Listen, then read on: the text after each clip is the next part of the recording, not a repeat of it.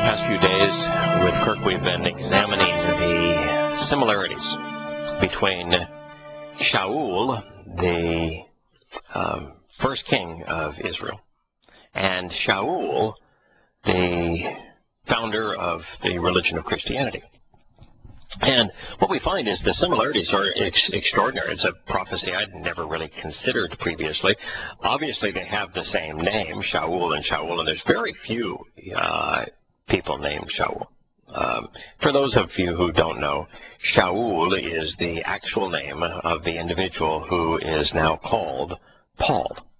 Paul is a Latin name. Paul, who was born Shaul, changed his Latin name to Paulos, and so he's referred to by the name he chose and that he wrote under as opposed to his given name. And I suspect it's largely because of this unflattering account of the other Shaul. Now, it's interesting, of course, that this other Shaul is also a Benjamite from the tribe of Benjamin. It's the smallest of the tribes. It's the tribe that has a small territory near Jerusalem. It's one of the tribes that's associated with Yahowah, and it was always referred to as the wolf. And prophetically, it's the wolf that tears to pieces. And, of course, you know, Paul's great prophecy was the harpazo, which is a vicious snatching away. And Yosha refers to that same word, harpazo, and uses it in talking about the wolf in sheep's clothing that would lure people away from the Torah.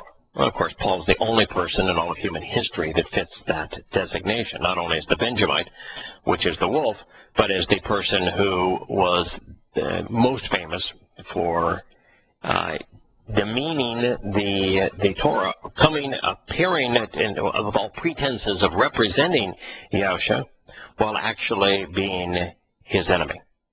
And so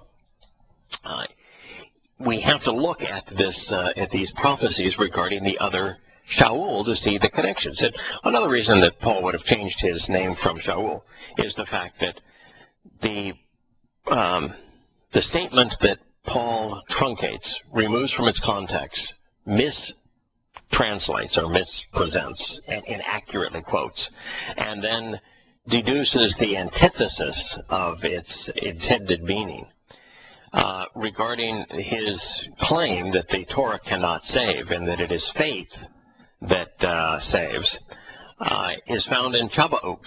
And in the second chapter of Habakkuk, Habakkuk, for those that prefer corrupt English transliterations, and there an individual, a lone man who would arise at the time that the moed, the meetings, were being fulfilled, which Paul did, that would be enormously egotistical, which Paul was, who would preach primarily to Gentiles, which Paul did, who would be vehemently opposed to circumcision, which was the fulcrum of the Pauline argument against the Torah being of the flesh and therefore enslaving, and who would make an argument that God died, which is impossible, that individual who Yahowah tells us is Shaul would be the plague of death. So for Paul to quote from Shaul, to quote from that passage as the fulcrum of his replacement theology, he would have to change his name. Otherwise, anyone in their right mind, anyone with an open mind, would realize that it says that anyone who is associated with, anyone who is led by Shaul will not find satisfaction, and that Shaul and his soul are in fact the plague of death. So he was compelled to change his name. Now, we have spent considerable time on the Habakkuk prophecy, so I thought we'd spend some time on this one. And in the past 2 days, the first thing that we have learned is that to want to be led by Shaul, you first have to reject Yahowah. Yahowah made it emphatically clear that the reason that the people chose Shaul. And Christianity is a religion that one chooses, and it's a religion that is founded by Shaul, Paul. He wrote half of the Christian New Testament, and he is responsible for 100% of Christian doctrine. That Shaul is the opposite of Yahowah. So if you want to be guided by Yahowah and guided by his Torah principles, then you will reject being guided by human institutions, by human leaders, and you will not choose human leaders.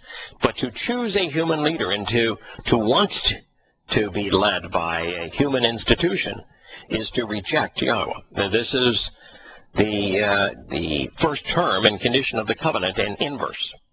We know the covenant says, first thing, walk away from your country. And the country, of course, is Babylon.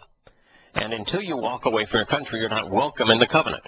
And so Yahowah here is saying that if you choose instead to want to align yourself with human institutions, like human politics and religion, that you are walking away from God. And so this would be true with Shaul as well. If you want to embrace, to be governed by, to have the fate of your soul to be determined by Paul's New Testament, what you are doing is, in fact, walking away from Yahowah. You are rejecting Yahowah. And Yahowah uses the term azab here. He not only says that they have rejected me in their choice to follow Shaul, but that they are estranged from me. They are azab. Now, to be estranged from Yahowah is to be dead. Your soul, if you die estranged from Yahowah, ceases to exist. So in this case, anyone who is choosing to embrace Paul's rhetoric, to accept Pauline doctrine, to believe and trust the gospel of grace, to adhere to the Christian religion, are going to find that their soul will be dissipated. That's why he's called the plague of death. So in this case, Yahowah then tells us in emphatic terms why human institutions are counterproductive. He tells us that the human institution, the leaders of those institutions, will rob you of your sons. They will use your sons to form armies, and those armies will not march for your protection, but instead for the enrichment and the power-hungry nature of the leader. And that he will tax you, and that he will take your means of production and control it, that he will do everything that he can to rob you of your children, to rob you of your freedoms, to rob you of your savings, to rob you of your capacity to be productive, and that he's going to do so with mighty militaries and large numbers of people, all of which he makes loyal to him by taking that which from those who are productive and giving it to those who are supportive of him. And God goes right through the list. And he describes not only Israel under Shaul, but he describes the world under every one of its leaders today. This is the world as we find it. And what God says is that this is the choice that we have all made. Americans vote for the president. Americans support the military. Americans go along with this taxation system. Americans support all of the regulations that throttle back productivity. And God says you'll find yourself robbed. You'll find yourself without freedom.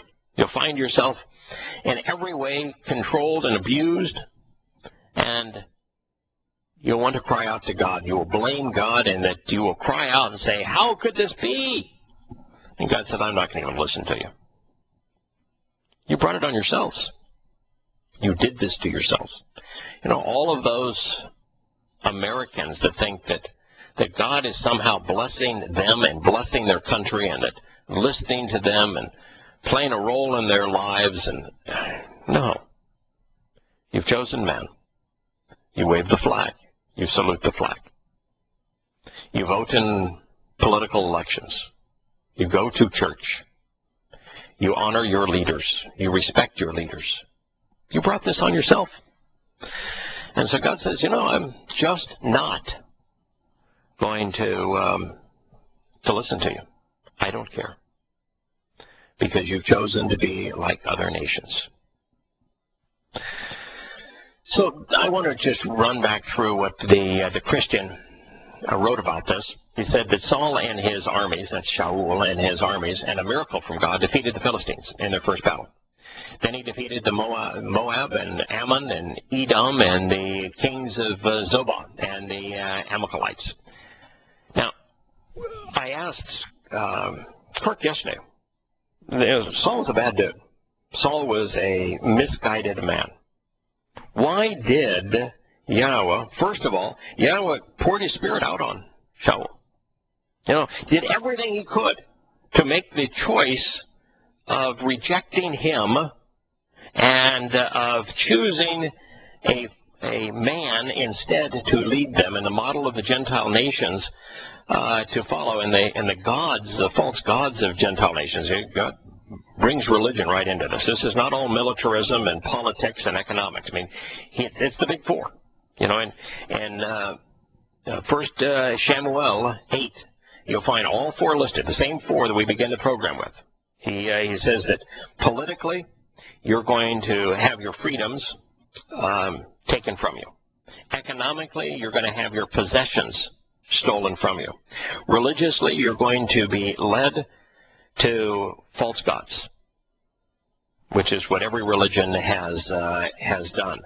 And militarily, you're going to have your sons and daughters be called into service to serve on behalf of the king, the president, that's government, but against your own interest and die as a result of having done so.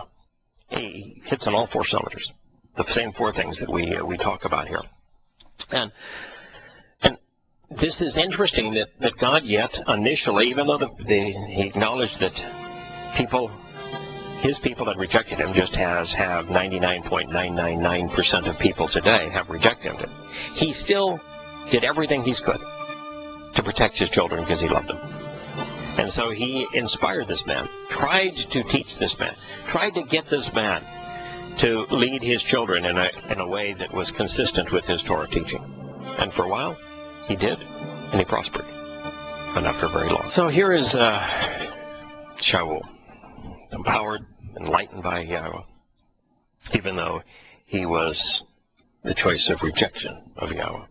Now, why would Yahowah do that? Why would he enlighten a guy, empower the guy, try to help this fellow who was essentially the choice of not Yahowah, rejection of Yahowah?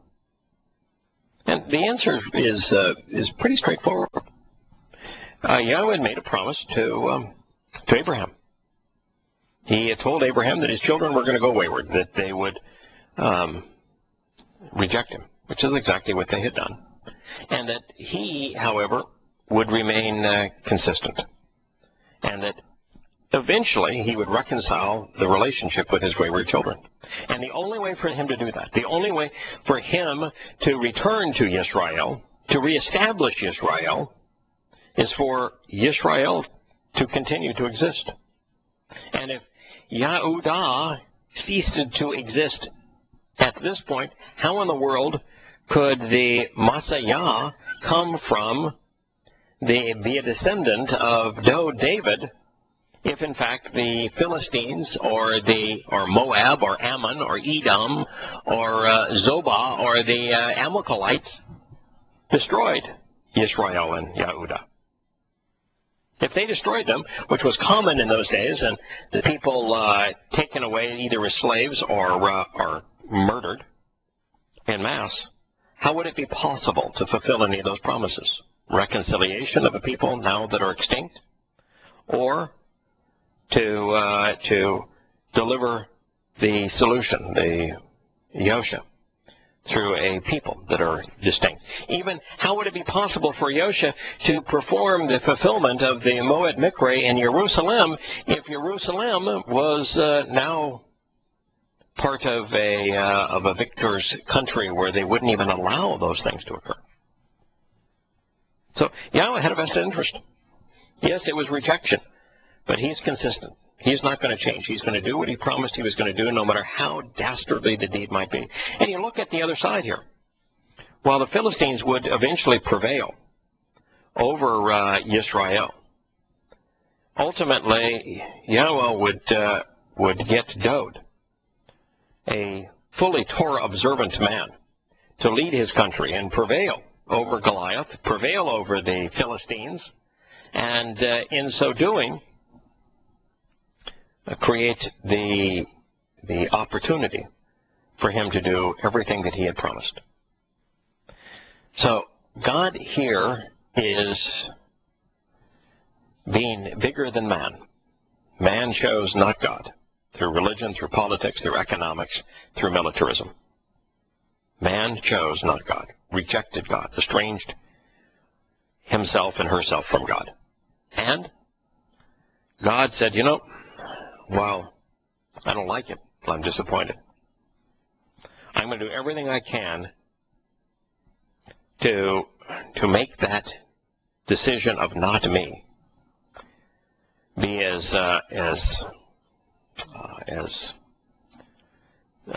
undestructive as possible.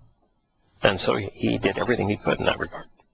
But ultimately, you know, as man is, that when you have success, and here Shaul was having success not because of who he was, tall and handsome, not because of his popularity with the people, he was chosen by them, but instead because of what Yahowah was doing to protect his children. Shaul got an ego. He got the same kind of an ego that guess who had? Shaul, the founder of the Christian religion, the author of half the Christian New Testament. And Shaul began to think that he was responsible for the people and for their success, and he ultimately became so fixated on himself and his own grandeur, he became mad. In fact, it suggests that he is demon-possessed, just as was Paul. Admits to being demon-possessed. Even admits to being insane. He says, I'm insane. He says that he's demon-possessed, as was the case with Shaul. And ultimately, he was killed. This is a story that's important from that point of view. So this Christian account of it says, however, Shaul did not obey the Lord. Actually, he was obeying the Lord. Yahowah doesn't want to be obeyed, and Yahowah is not the Lord. It's hard to understand what's going on when you can't render the words correctly. The word that Christians change to obey is Shema. Shema means to listen.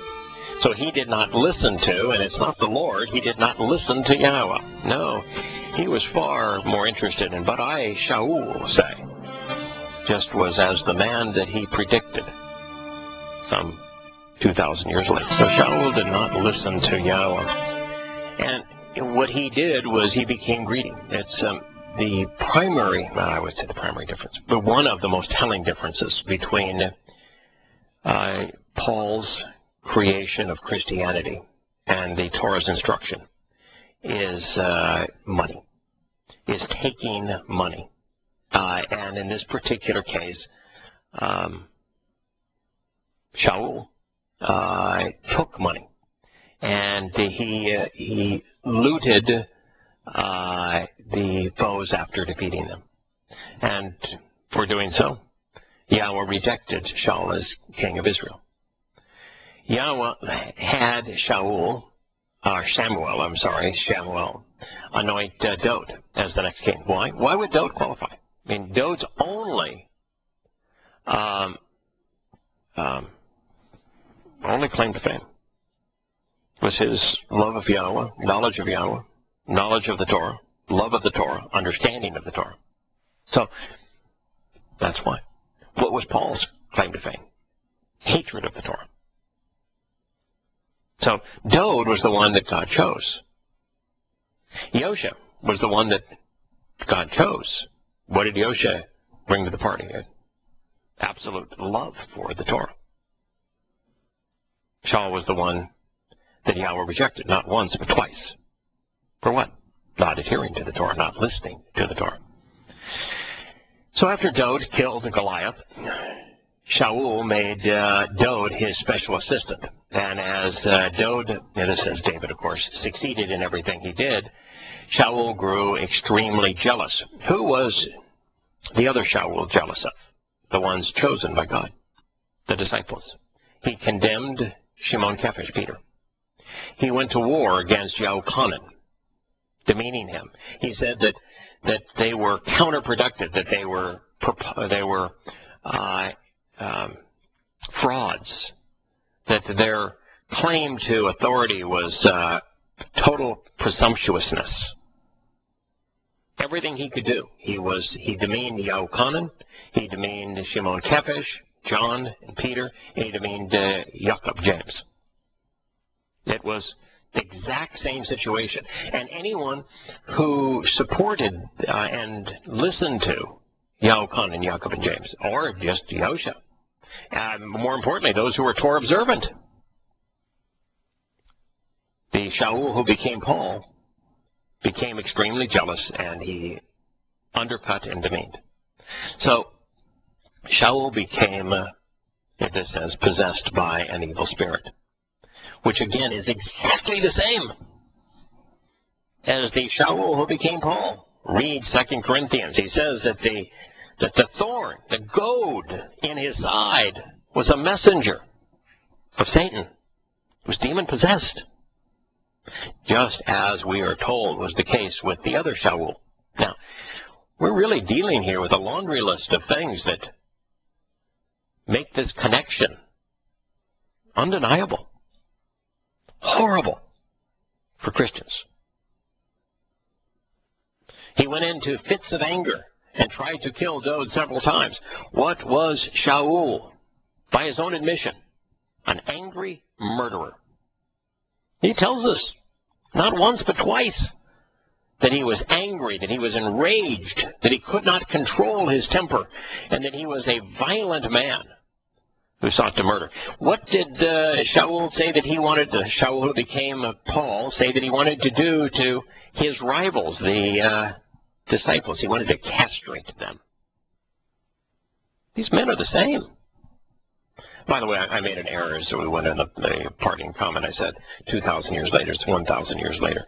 This all took place right around 967, 970 BCE, and Shaul rose in influence right around 50 CE.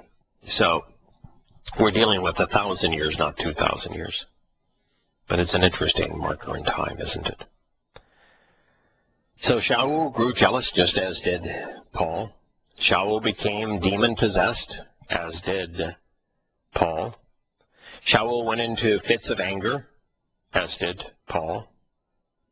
And Shaul attempted to kill, as did Paul. He even threw a spear at his own son, Jonathan, who had become David's close friend. Well, in the case of Paul, he threw his daggers at the children of the covenant, at Shimon Kephas, Peter, at Yahowah, John, at Jacob, James.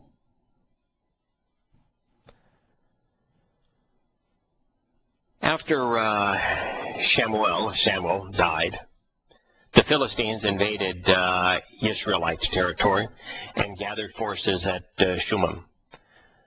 Shaul had a foreboding in his fate, and he did not have Samuel to ask for Yahweh's advice. So he traveled to Endor to consult a witch, an occultist, a Satanist about the outcome of the battle. The result of the seance, the occultist experience, affirmed his worst fears, that he was told that the entire Israelite army would be routed by the Philistines and that he and his 3 sons would be killed. Who did Paul consult? Since Yahowah, in his Olivet Discourse, tells us explicitly that there will be one who will claim that he is the Christ, who will claim to have seen him in the wilderness, but that we should not believe that individual. There's only one person who made that claim. Both claims. One. It's Paul, the Shaul who became Paul.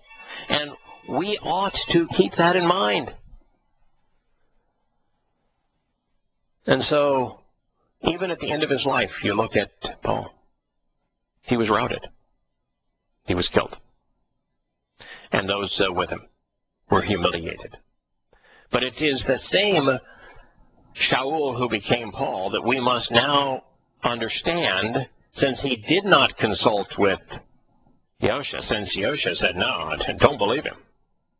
Since Yahowah so many times has told us not to trust him, that he's the plague of death, that means that the spirit that he did consult with is the one whose messenger possessed him. Hasatan. Exactly as it would be. With one, it became the same with the other. He deliberately consulted with one of Satan's representatives. The Israelite army had no chariots, and could not withstand the assaults of the heavy Philistine weaponry. On Mount Gilboa, Shaul and his 3 sons were killed. Their bodies were brought to Jabesh, where they were cremated. Dod, after learning of Shaul's death, moved to Hebron and was crowned king of the Yahudian Confederacy. The story of Shaul is found in 1 Samuel chapters 9 through 31, the Christian periodical says. Oh, no. The story of Shaul is found in 1 Samuel chapter 8. Everything that we have shared with you is found in chapter 8. The consequence is delineated in chapters 9 through 31. The story is presented in chapter 8. 9 through 31 is just the consequence. Christians missed the prophecy because they chose to ignore the context in which it was revealed. There may be no more beneficial, no more enlightening, no more empowering, no more guiding and instructive chapter in the whole of the writings than is found in 1 Samuel chapter 8, the chapter that they eliminated. Why? They wanted to make it sound like there was a connection between these 2 guys and they were both chosen by God. No, they were not. Neither of them was. They were both chosen by the people. They were both led the people to defeat, to their death, to estrangement from God, depriving them, stealing their possessions, stealing their freedoms, giving them false hope. Their stories is just the same. In the New Testament, according to the Christians, and according to Yahowah, there is no New Testament. There was a man named Paul, also known as Shaul. Now, there's a man named Shaul who changed his name to Paul, who was born in Tarsus of Cilicia in Asia Minor. His family was one of the line of Benjamin. He grew up in Jerusalem, and he studied the Jewish tradition, the rabbinic tradition. He studied Judaism under the elder Gamaliel, becoming a zealous Pharisee. Paul was at first an active opponent of the Christian movement. There was no Christian movement at the time.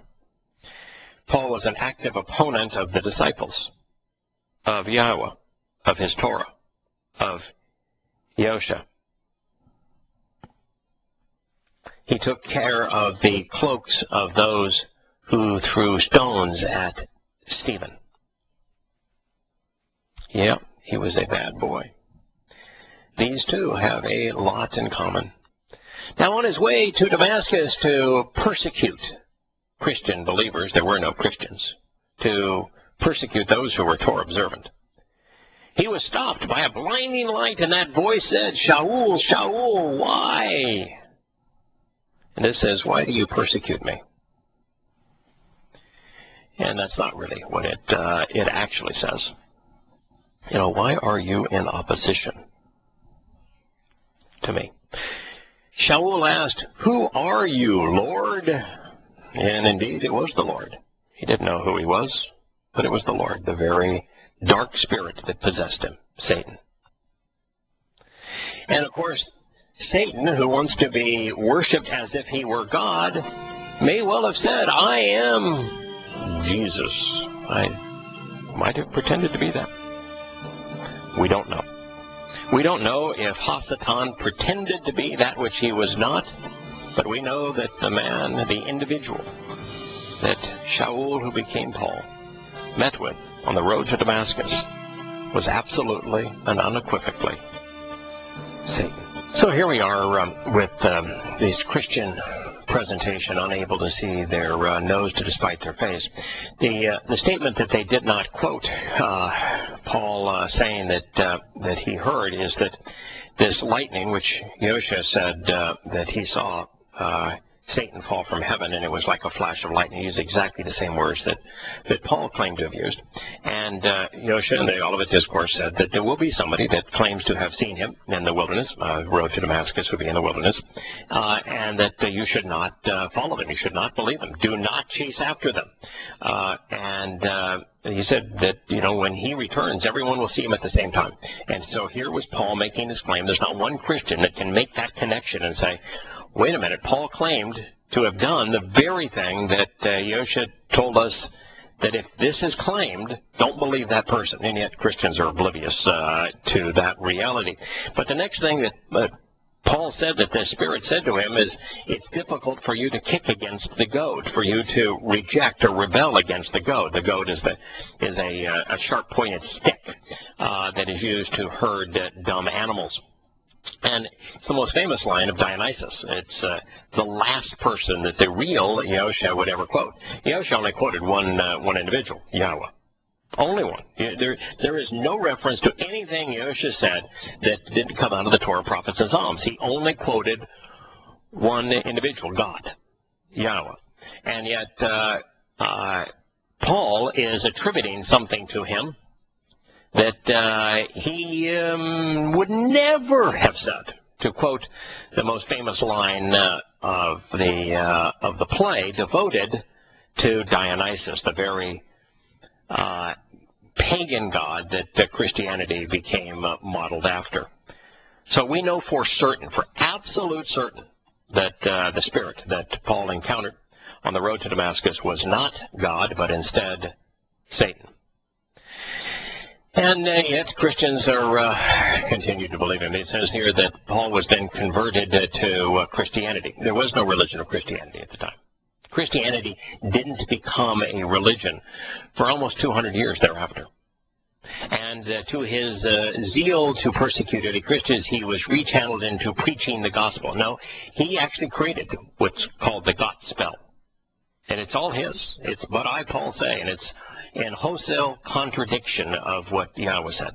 Now, Paul made 3 missionary journeys around Asia Minor, Macedonia, and other areas, and he was the author of 13 New Testament letters. Half of the Christian New Testament is authored by him. Romans, which is, he speaks favorably of Rome and its government, which is the very beast that Yahowah denounced through Daniel.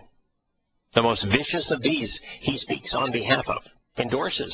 His God loves Rome. And yet Rome and its gods destroyed the temple in Israel and were the most vicious of institutions, according to God. 1st and 2nd Corinthians, it's in 2nd Corinthians that Paul admits to being demon-possessed. Galatians, which is actually his first letter, in which he lays out the basis of Pauline doctrine, which is wholly opposed to Yahowah's Torah teachings. Ephesians, Philippians, Colossians, 1st and 2nd Thessalonians. It's interesting that his first 6 letters are, Galatians first, which is the rant against Yahowah, against the Torah, against the Torah, prophets, and Psalms in its entirety, against Yahowah's efficacy, his ability to save, against everything Yosha stood for, against the disciples, against anyone who was Torah observant.